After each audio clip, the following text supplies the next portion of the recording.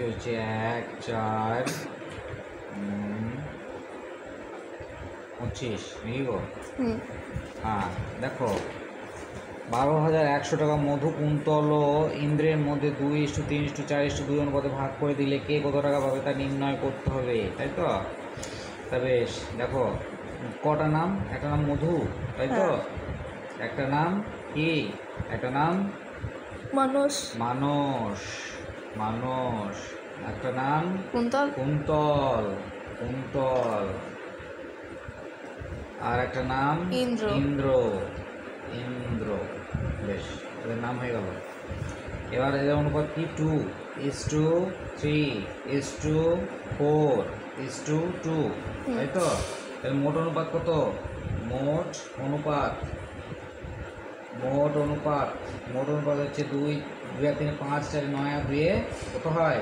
9, 11। মোট অনুপাত 11 হলো, তাই তো? যোগ করতে হবে নাকি?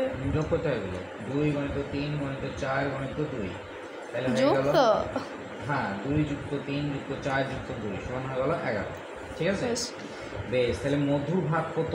মধুর ভাগ, মধুর ভাগ 2, মধুর ভাগ 2, ঠিক বলেছো। 2 বাই মোট অনুপাত 2/11। 11।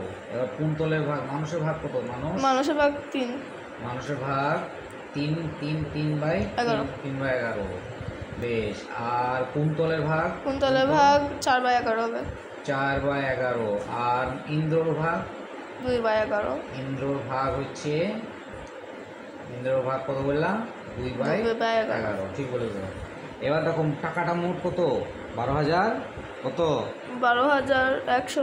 12,100। তাহলে 12,100 দিয়ে সবাইকে গুণ দেবো। 12,100, 12,100, 12,100, 12,100, তাই তো? এবার তোমার কাছে নাম তাহলে জানতে হবে 11 করে। 11, 11, 121, তাই তো? হ্যাঁ, 2 শূন্য।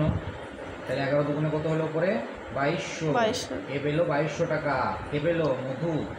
মধু পেলো 2200। মানুষ 11, 11, 121, 2 শূন্য, তাই তো? তাহলে হয়ে গেলো 3300 টাকা।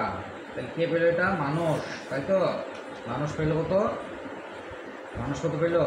মানুষ 3,300। 300। কুন্তল, কুন্তল কত পেলো? কুন্তল 11, 11, 121, 2 শূন্য, 4400।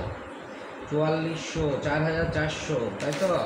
হ্যাঁ। আর ইন্দ্র কত পেলো? ইন্দ্র, ইন্দ্র কত পেলো? 11, 11, 121, 2 শূন্য, 2200, তাই তো? হ্যাঁ।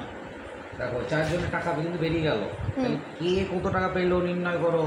তাহলে এখানে যদি লিখো তাও লেখা হবে, আর না লিখলে তাও কোনো অসুবিধা নেই। হয়ে গেল তো? হ্যাঁ, মধু পেলো 2200 টাকা, মানুষ পেলো 3300 টাকা, কুন্তল পেলো 4400 টাকা, আর ইন্দ্র পেলো 2200 টাকা।